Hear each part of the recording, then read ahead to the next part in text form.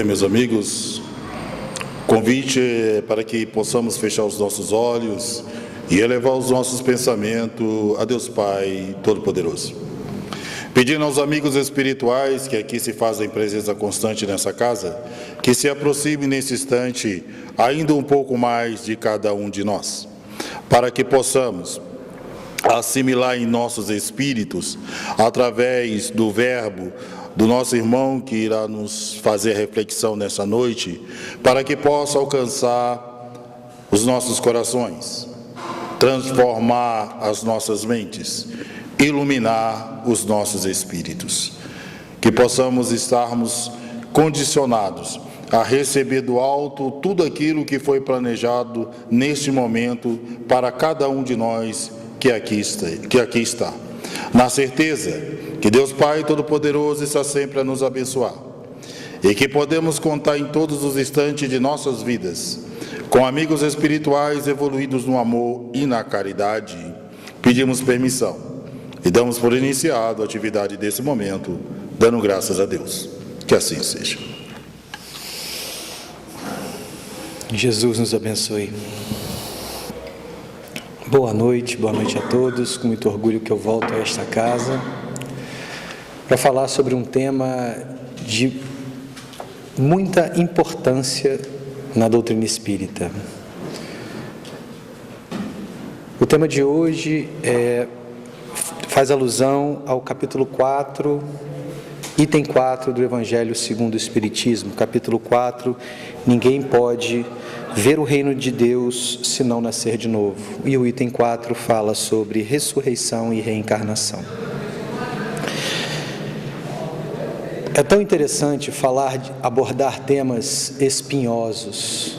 Acho que os espíritas são muito profícuos em adentrar esses temas espinhosos com muita elegância, com conhecimento de causa e muitas vezes usando os artefatos da ciência para sair de um lugar de dogma para um lugar de leis naturais. Um dos dogmas mais consolidados nas religiões cristãs é o dogma da ressurreição. Milhões e milhões de pessoas morreram na esperança da ressurreição, de um dia retornarem a seus corpos e, sendo julgadas por Jesus, viverem a vida eterna nos céus, numa abastança celestial. E é importante falar que quando nós trazemos o conceito da reencarnação, trazemos com muito respeito a esses pensamentos, a essa esperança. Não é nosso objetivo retirar a esperança daqueles que pensam que o mundo de sofrimentos e de dores que viveram e que o sentido pelo qual eles passaram por tudo isso, em algum momento eles vão ter lá o seu encontro com Deus, com Jesus, e serão felizes. Jamais retiraremos essa esperança, porque é exatamente dessa forma que a doutrina espírita apresenta a nossa destinação final. Nós seremos felizes, veremos a Deus. E nesse movimento nós cresceremos e surgiremos como espíritos puros. E nesse lugar é onde o céu existe, o céu interno, a paz de espírito, o céu em nós, permite que nós vejamos a Deus. Então, de certa forma, nós estamos falando da mesma coisa, só que com acepções um pouco diferenciadas. E é importante lembrar que as línguas antigas eram línguas muito menores do que as línguas atuais. Então, se eu tenho lá o hebraico com 40 mil verbetes, você tem o português com verbetes com 40 mil palavras. Eu tenho o português com 40 mil verbos. Então, uma língua muito maior do que outra. E como é que essa língua vai crescendo? Ela cresce porque a função da língua é expressar imagens mentais, conceitos, sair do concreto para o abstrato. Não é à toa que na história da humanidade o conhecimento filosófico, a função da filosofia é entregar novas palavras, novos conceitos. E com a filosofia, os momentos filosóficos da história, as línguas crescem e a capacidade que nós temos de idealizar soluções, compreender o outro lado ou situações complexas, cresce junto. Aumenta a linguagem, aumenta a nossa capacidade de entendermos uns aos outros.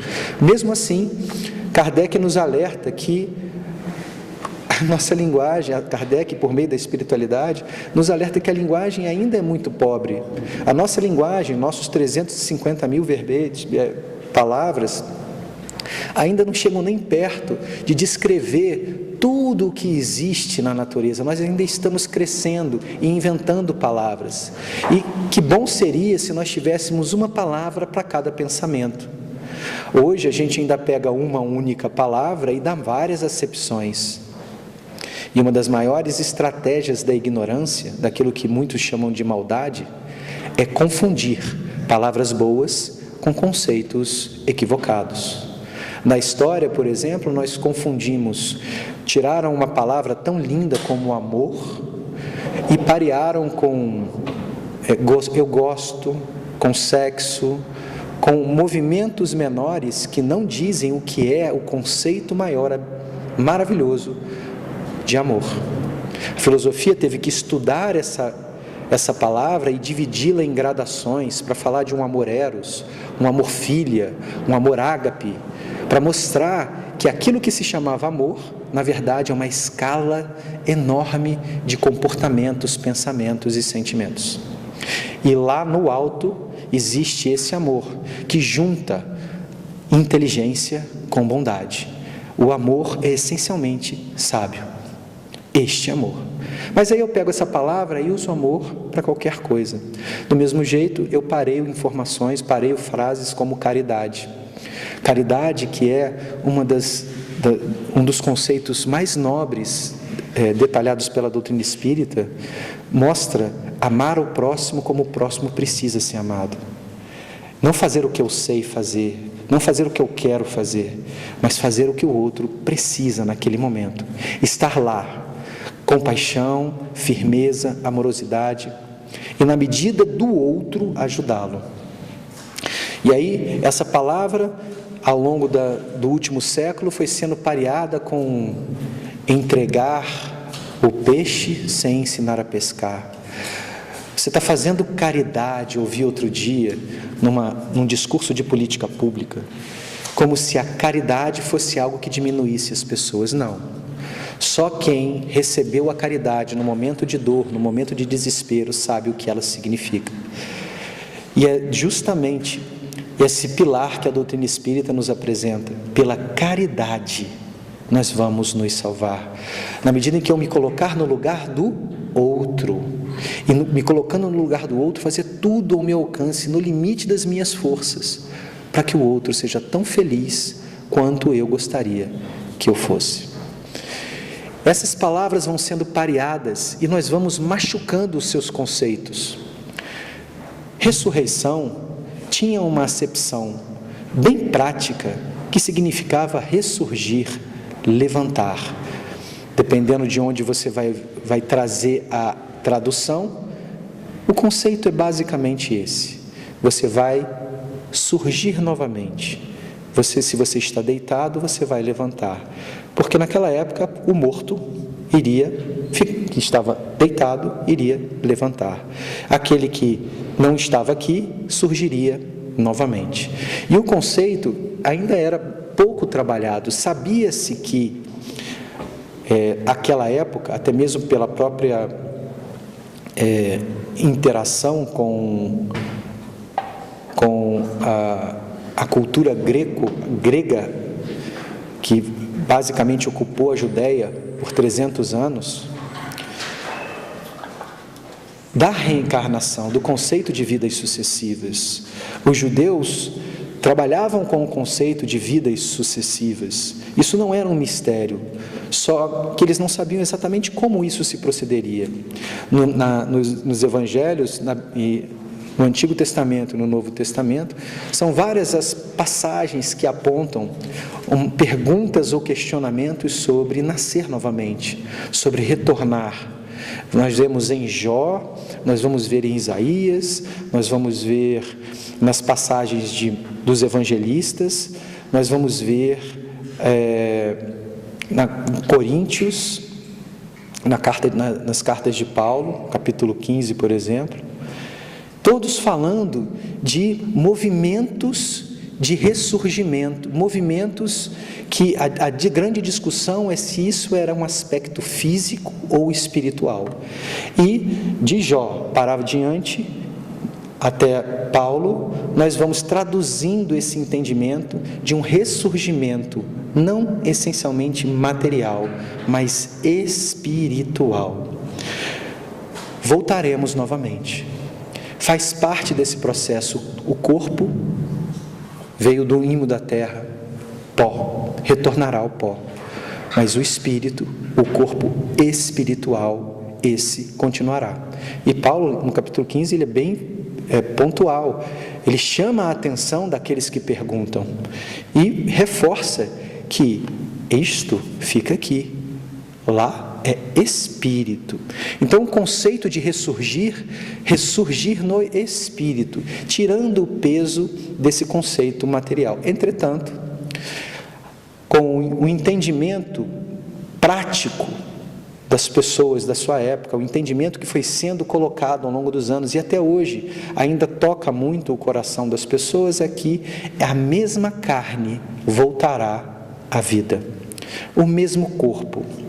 E aí, são vários os palestrantes que vão falar dessas passagens. Nós temos palestrantes muito mais qualificados que eu para falar das passagens específicas da Bíblia, das interpretações sucintas que isso nos traz. Eu não vim falar aqui sobre isso, eu vim trazer um pouco de uma reflexão filosófica, epistemológica, psicológica, que é a minha formação. Vim tratar esse tema fazendo perguntas, as mesmas perguntas que me fiz quando recebi o tema. O que de mal tem da ressurreição ser compreendida como reencarnação? O que de fato dói tanto no dogma, a compreensão de uma vida sucessiva, de um processo que vai permitindo que você experimente todas as vidas possíveis, uns dos outros, até que eu e você sejamos um. Essa foi a pergunta que eu me fiz. Por que dói tanto tocar no dogma da ressurreição? Muitas pessoas vão falar que há o dogma da reencarnação. Absolutamente, reencarnação não é um dogma. E não é um dogma porque ela é tratada de uma forma aberta à ciência, estudável, observável. Ela é um campo de investigação. Ela hoje está dentro das academias discutindo sobre paradigmas pós-materialistas, paradigmas que estão tentando descrever a consciência como não presa no corpo.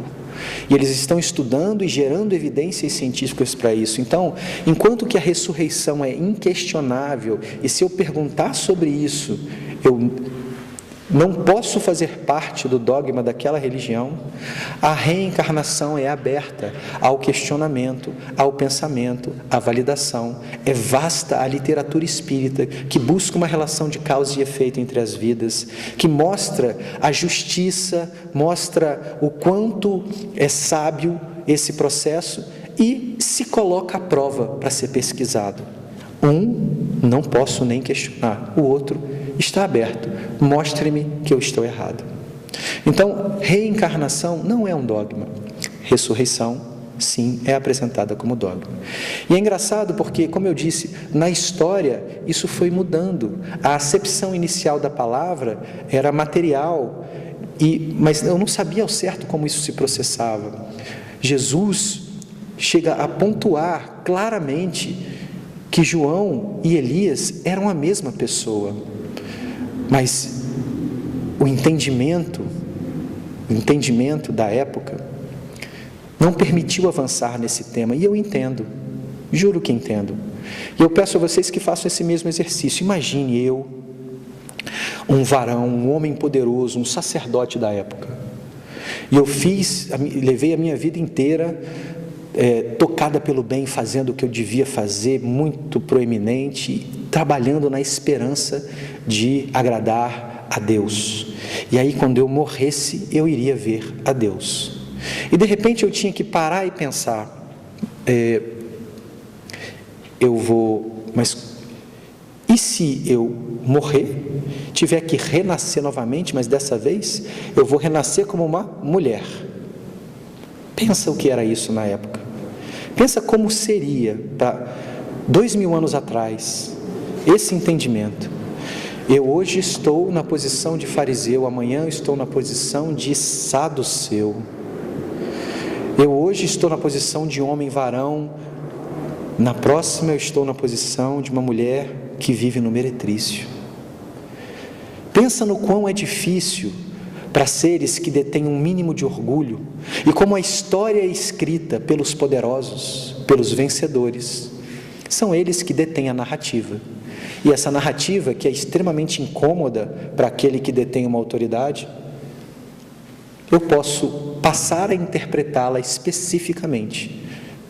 Quando eu morrer, eu vou do mesmo jeitinho renascer. É mais cômodo para mim. Mas isso coloca algumas perguntas essenciais que eu faço questão de que todos vocês façam.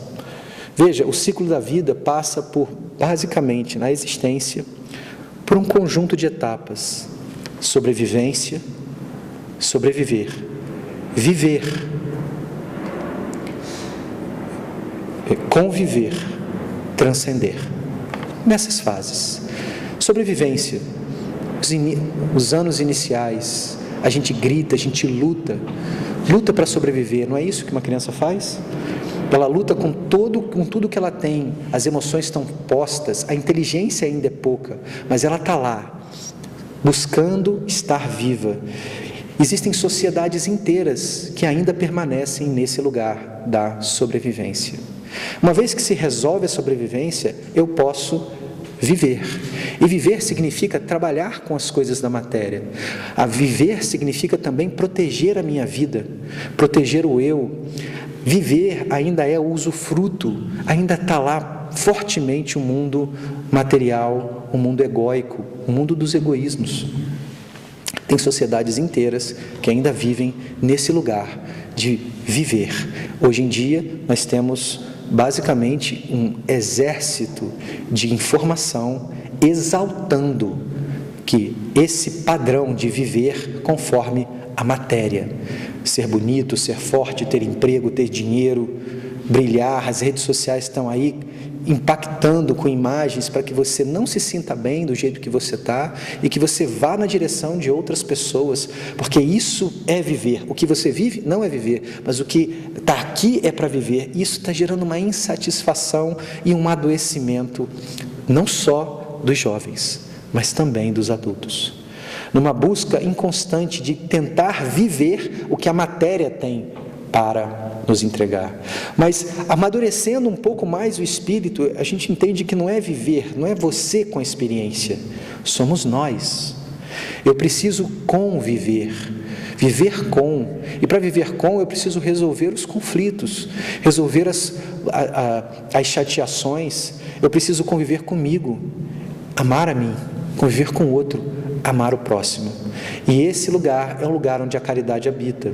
É o lugar onde eu saio desse movimento pensando somente em mim e passo a olhar para o meu próximo querendo que ele tenha experiências tão ou melhores que eu. E tem sociedades hoje que já estão vivendo melhor nesta convivência. A vida segue e nós envelhecemos. E apesar de nós termos construído família e ensinado os nossos a conviver uns com os outros, a idade chega e, segundo é a natureza, nós vamos pensando na finitude da vida. Os mais velhos, os jovens há mais tempo, começam a pensar: o que será de mim? Para onde eu vou? O que é a vida? E aí começa um exercício, que é um exercício de ver sentido para além dessa existência, ver sentido para uma continuidade, ver sentido em tudo que foi criado. E aí começa um exercício de transcendência. Existem sociedades que hoje, muito poucas ainda na Terra, que já estão em paz com esse sentido de transcendência, porque eles já passaram pela sobrevivência. A fé deles sabe que eles sobrevivem, sabem que viver tem que estar submetido ao conviver, e sabe também que o conviver os levará a um lugar melhor, de transcender. Se essa é a lógica da vida, eu posso fazer perguntas de ressurreição e reencarnação. Tem sociedades inteiras, tem pessoas que estão na fase da sobrevivência. E quando elas morrerem? Crianças, seres às vezes, estou lembrando aqui de a filha de uma amiga, viveu 14 anos, filha de pais dependentes químicos, usuários de crack, nasceu com síndromes severas, cognitivas, motoras, e era para ter vivido 1 ano, viveu 14, porque os pais, que não podiam ter filhos, extremamente diferentes naquela época de como eles se tornaram, passaram na frente daquela criança, que tinha uma cardiopatia severa, e a mãe falou: é a minha filha, e adotou aquela criança, e encheu de amor, e lutou com ela, e acredite, pasme, aquela criança com o tempo recebeu tanto amor que foi parecendo com o pai, tamanha ideoplastia, a capacidade de amar, de vínculo entre aquelas pessoas. Não falava, mas sentia amor, sentia o carinho, horas e horas de fisioterapia. O pai passou num concurso para poder ter tempo de cuidar da filha. A mãe, psicóloga, teve que estudar, aprender, revirar a ideação de ser a mãe de uma pessoa perfeita para entender a perfeição em amar uma pessoa imperfeita. E ela foi se tornando algo muito, muito diferente. Mãe, pai e criança. E aquela criança adoecida, muitas vezes chorosa, sentindo muitas dores, foi ficando cada vez mais sorridente. E ela se comunicava conosco com os olhos. E ela olhava, e era interessantíssimo. Mas ela lutou, e o corpo dela tinha uma destinação. A capacidade orgânica dela tinha uma destinação. E ela veio a falecer. E o casal católico fervoroso, vendo sentido, Maria, mãe de Jesus, acalentava muito o coração. Ela se vinculou, se tornaram grandes religiosos, se tornaram líderes de juventudes, passaram a ser pessoas melhores. Ela os espiritualizou. Entretanto, há esse momento da morte, e aí a dor da perda absurda, e a esperança de um dia a reencontrar. Isso é ou não acalentador? Claro que é, mas a pergunta que fica é: como que eu vou reencontrá-la? Qual é a função da vida? Porque na ressurreição nós temos um probleminha, que é a eternidade. Já pararam para pensar? A eternidade é mais do que 100 anos, gente? Sim ou não? É mais do que 1000 anos? Sim ou não? É mais do que 1 milhão de anos a eternidade? Se eu já fico entediado com 10 anos fazendo alguma coisa, eu quero que vocês imaginem alguém comendo manjar durante 1 milhão de anos. Então, assim, existe uma certa anedota quando você coloca o conceito de eternidade. Eu vim aqui, passo 70 anos, 80 anos, passo 1 século quando muito, e vou passar a eternidade naquele modelo. Com que corpo que eu vou estar? Com que grau de consciência? A psicologia vem mostrar para todos nós que nós não somos absolutamente iguais. Somos iguais diante da lei, somos iguais diante de Deus, mas a nossa biologia é de uma diferenciação extrema. Teorias de personalidade vão mostrar que alguns de vocês têm uma vocação para tomar decisão. Outros de vocês têm vocação para obedecerem ordens. Outros de vocês têm vocação para analisar qualquer problema. Tem pessoas com vocação para serem palestrantes, virem para cá e serem artistas, sei lá. Isso está dentro da rota cerebral de cada um de vocês. Nós não somos iguais. Então, se eu tenho um irmão que é artista e que ele é músico ou ele é um ator, ele vai desencarnar. E ele vai passar a eternidade como ator, com aquelas características. Essa é uma pergunta que nós devemos fazer. As pessoas que estão na sobrevivência, elas ainda não se justificaram, elas ainda não compreenderam as grandes luzes das ideias, os grandes conceitos filosóficos, a ciência, a arte extrema, nada. E eles desencarnaram. O que há de acontecer com essas consciências? As crianças serão crianças por quanto tempo? Pela eternidade? Aqueles que estão aqui nessa fase adulta, vivenciando 20, 30, 15 anos, desencarnam, serão com essa mesma idade. Eu tenho uma sociedade, eu vivenciei isso particularmente, uma sociedade no Rio de Janeiro, perto da Cidade de Deus, jogávamos bola, eu cresci na Taquara, perto dali, numa região chamada Jacarepaguá, e jogava bola com algumas pessoas. A bola, naquela bola todos nós éramos iguais, mas eu vi uns jovens que cresceram e não tiveram a mesma disponibilidade que eu de estudo ou pais, e eles tiveram exatamente o inverso: violências, agressões, abusos. E naquele ambiente eles decidiram sobreviver da melhor forma possível e se foram inclusive machucados pela lei, por aqueles que deveriam protegê-los. E aí eles decidem, não, o mais forte deles vira líder, e como líder toma decisões equivocadas, e naquele ambiente, que é um ambiente muito difícil, ele se torna um bandido e é morto aos 20 anos. Esse que é fruto de um contexto social na qual nós deixamos de fornecer a ele todos os laços, os vínculos afetivos, todas as proteções. Ele tomou decisões equivocadas e ele resolveu não mais sofrer na mão de terceiros e resolveu fazer sofrer, infelizmente. Ele desencarnou. Para onde ele vai? Eternidade. Eternidade sem poder aprender. Eternidade só para sofrer. O Livro dos Espíritos nos apresenta as leis morais. Na quarta parte, que vai falar das consolações, do futuro, tem uma parte que me chama muita atenção, porque ele fala da última lei de justiça, amor e caridade como a mais importante de todas. Dela, da 10ª lei, todas são derivadas: justiça, amor e caridade. Um Deus justo, um Deus bom, um Deus que essencialmente é justo e bom, onipotente, onipresente, onisciente, imaterial, eterno, sempre existiu, sempre existirá. Um ser que quis que você crescesse em consciência, que você pudesse vê-lo em espírito e verdade. E nós vemos sociedades as mais variadas dentro dessa linha temporal da sobrevivência, da vivência, da convivência e da transcendência, das mais variadas formas. Mas várias pessoas ao longo da história morreram em cada um desses movimentos sem nunca ter ascendido para o próximo. O que acontecerá com eles? Onde estão?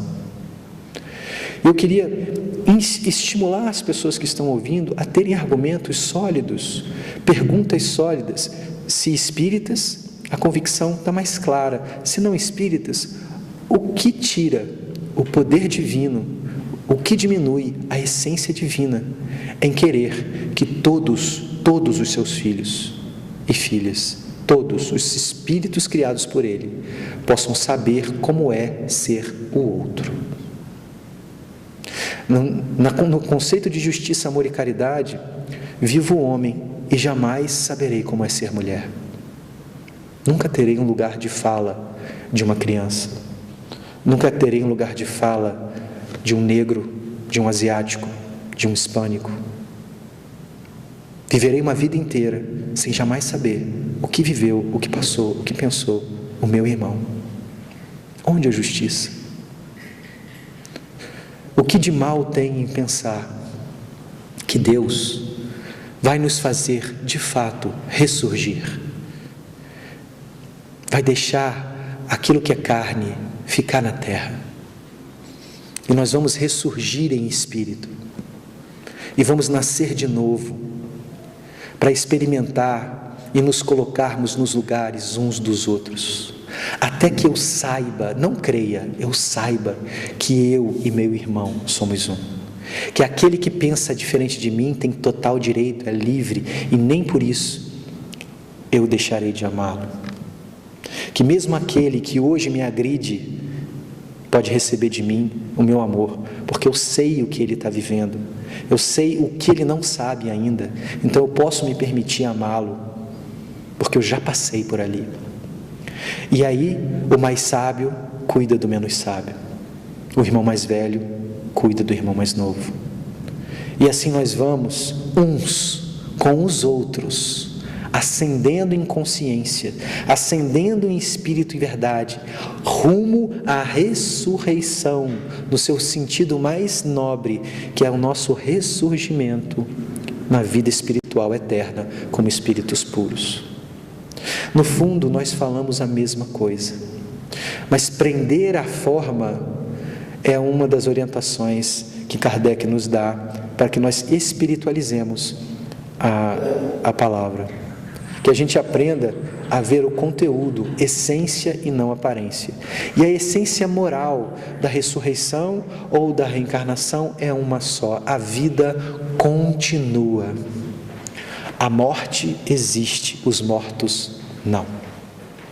E se a vida continua, que tal a gente puder pensar num Deus absolutamente justo, que permite que eu saiba o que é ser o outro, o que é me colocar de verdade no lugar do outro, o que é poder não experimentar como uma metacognição, que é um exercício da mente, mas experienciar na carne.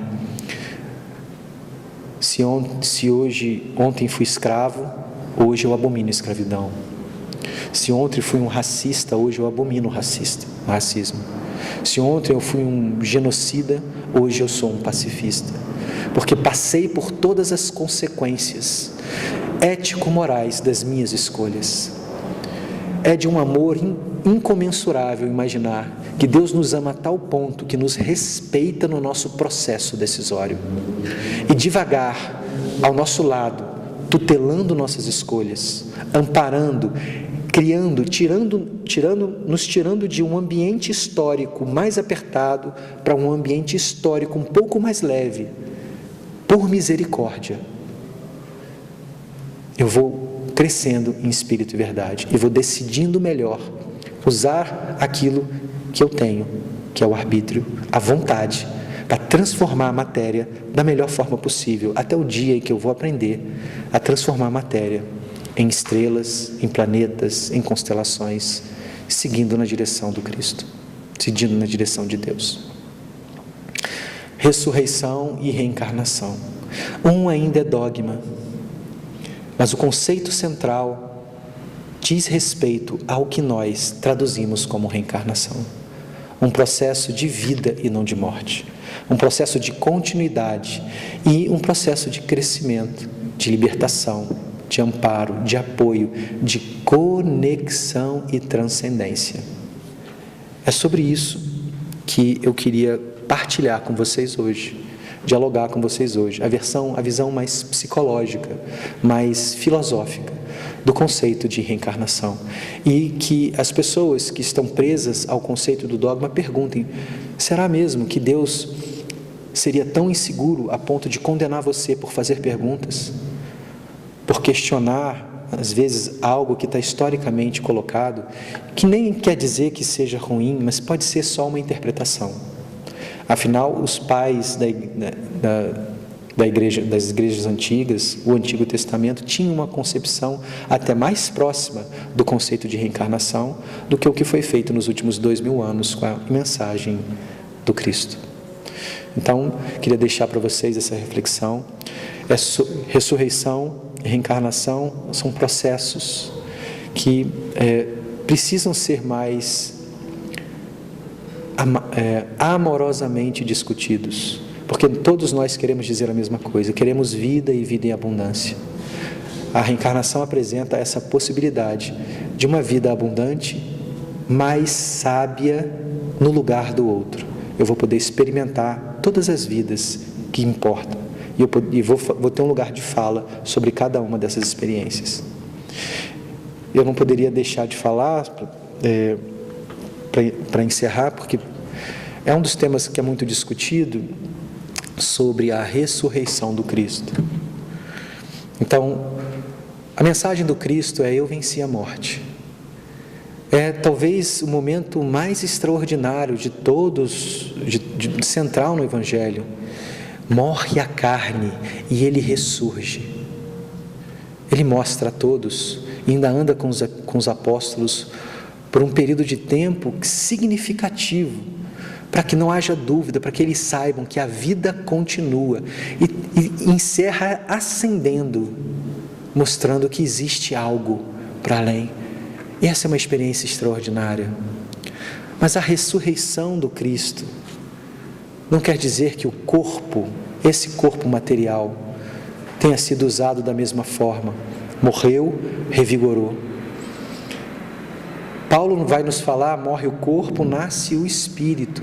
O Cristo andou entre nós em essência, em espírito, num envoltório fluídico, que, devido à capacidade ético-moral, ele poderia materializar quando queria e bem queria. É tão interessante que os apóstolos muitas vezes olhavam e não o reconheciam. Ora, se fosse pura matéria, como eu não vou ver? Mas não, eles olhavam e viam aquelas energias, às vezes olhavam e não reconheciam algo que estava ali na frente deles, até que ele se apresentava e o corpo fluídico adotava as formas reconhecíveis para aqueles apóstolos. São pelo menos umas 14 passagens em que ele se mostra para as pessoas, e as pessoas vão tendo contato com esse Jesus ressurrecto, que na verdade tinha voltado em espírito, mas não em matéria. A ressurreição de Jesus muitas vezes é usada para a gente experimentar a ideia de que todos nós vamos ressurgir do mesmo corpo. Mas eu não vou mentir não, se eu tiver que passar a eternidade, eu queria ficar menos barrigudinho. Se eu quiser, e quanto mais tempo, assim, hoje eu estou vendo minha mamãezinha com 83 anos, eu andando com ela, dando banho, fazendo um monte de coisa, eu falo: mamãezinha, se a senhora morrer, pensa em reencarnação, não pensa em ressurreição não, porque se a senhora tiver que voltar desse jeitinho, olha só que chateação. É a eternidade desse modelo, não quero não, quero poder correr, que assim seja. Então, que todos nós possamos experimentar o corpo espiritual que não definha, o corpo espiritual que é consciente, que é sábio, e que todos os seres, crianças, portadores de necessidades, aqueles que têm condições graves mentais, eles um dia, como espíritos, viverão e passarão por todas essas experiências. Que as mulheres saibam o que é ser um homem, que o homem saiba o que é ser mulher, que o diferente saiba o que é ser o outro. E assim nós realmente não iremos crer, nós iremos saber que todos nós somos um só Filho de Deus Altíssimo. Que Deus abençoe a consciência de cada um, que os argumentos psicológicos, filosóficos cresçam, e que vocês não fujam dos embates sadios, de colocar a postura firme, clara, sábia, de um Deus que quer que nós cresçamos, e não de um Deus que quer que nós infantilmente estacionemos num perfil, numa carne, numa capa que faz menos sentido do que o Espírito que a habita. Jesus os abençoe, hoje e sempre.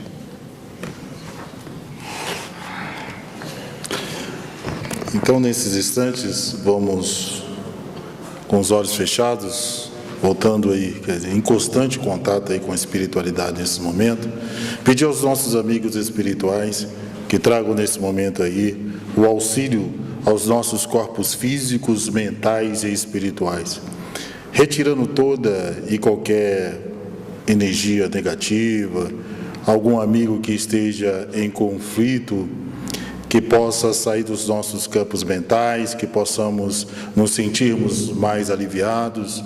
Qualquer situação que esteja incomodando a nossa condição orgânica, possa ser nesse momento ativados os nossos sistemas imunológicos para fazer as devidas defesas e que possamos alcançar as nossas saúdes.